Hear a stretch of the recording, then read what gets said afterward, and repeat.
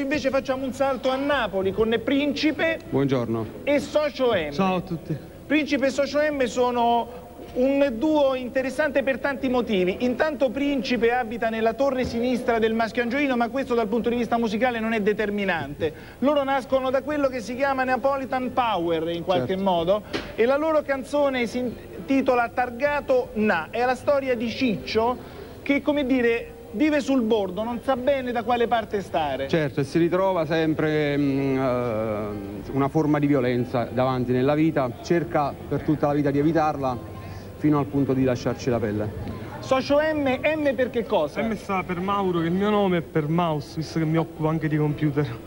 Benissimo, a questo punto mandiamo il servizio su Peppino Di Capri, che mi pare perfettamente in linea, perché, come dire, è un'altra faccia del Golfo dopo Principe e Socio M. Poi chiuderemo con i nostri amici che hanno gentilmente aspettato fino adesso. Peppino Di Capri, grazie.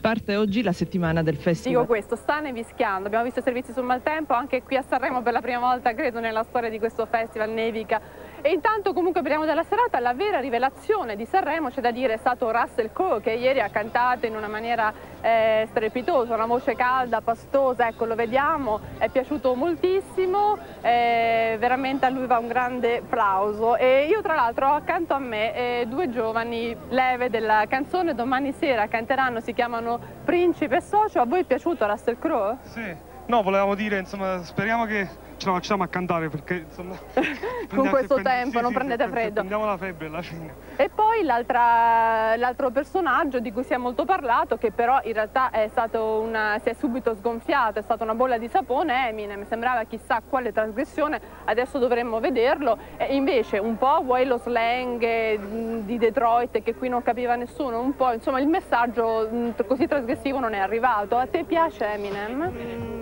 Direi per certi versi sì, lo vedo figlio di eventi, insomma, un po' diverso dal nostro personaggio della canzone. So che la vostra canzone è completamente diversa. Targato Na si chiama, e canteremo domani sera. Sì, il nostro è più figlio di una condizione sociale. Si chiama Ciccio. Intanto vediamo, ieri sera ha trionfato Giorgia, che era un po' così come da copione, molto ci si aspettava, e poi Francesco Renga tra i giovani, lo vediamo adesso, ex voce dei Timoria, e anche i Gazzosa, freschissimi, giovani, insomma. Questa sera c'è la pausa, domani sera si ritorna. Io ringrazio Principe e Socio, in bocca al lupo, e a te Francesca. Vedo delle persone che suonano.